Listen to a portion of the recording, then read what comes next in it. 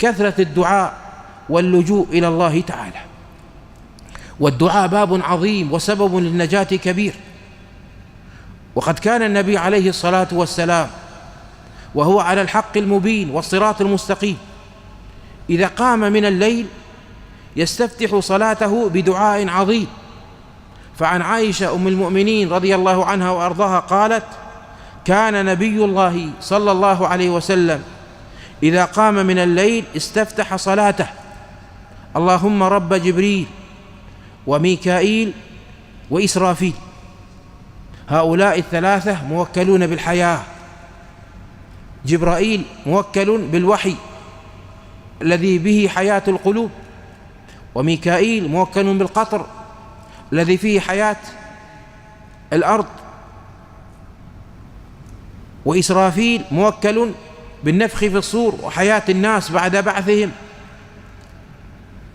فاطر السماوات والأرض عالم الغيب والشهادة أنت تحكم بين عبادك فيما كانوا فيه يختلفون اهدني لما اختلف فيه من الحق بإذنك إنك تهدي من تشاء إلى صراط مستقيم.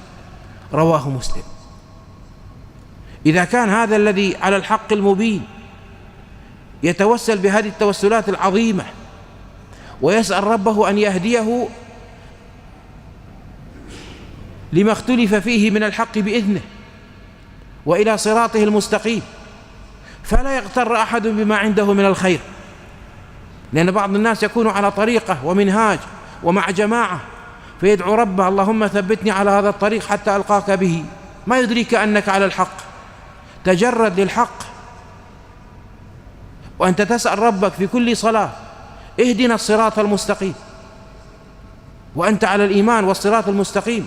ولكن الإنسان لا ينفك عن طلب الهداية في كل لحظة، ولولا تثبيت الله للقلوب لزالت سماؤها وأرضها، والقلوب تتقلب، القلوب ضعيفة والفتن أخاذة، فلا يغتر أحد بما عنده من العلم ومما يظن من معرفة منهجه وطريقته.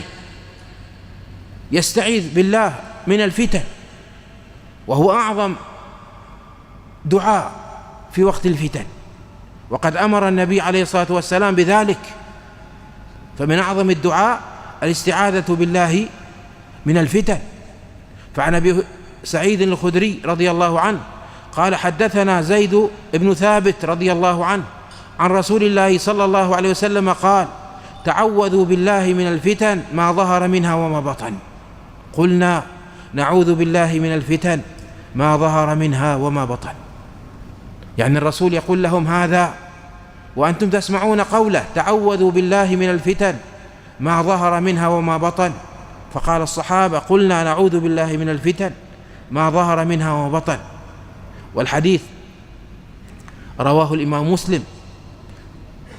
وعن أنس رضي الله عنه قال: سألوا النبي صلى الله عليه وسلم حتى أحفوه بالمسألة، فصعد النبي صلى الله عليه وسلم ذات يوم المنبر فقال: لا تسألوني عن شيء إلا بينت لكم. قال: فجعلت أنظر يمينا وشمالا فإذا كل رجل لاف رأسه في ثوبه يبكي عائذا بالله من شر الفتن. رواه البخاري.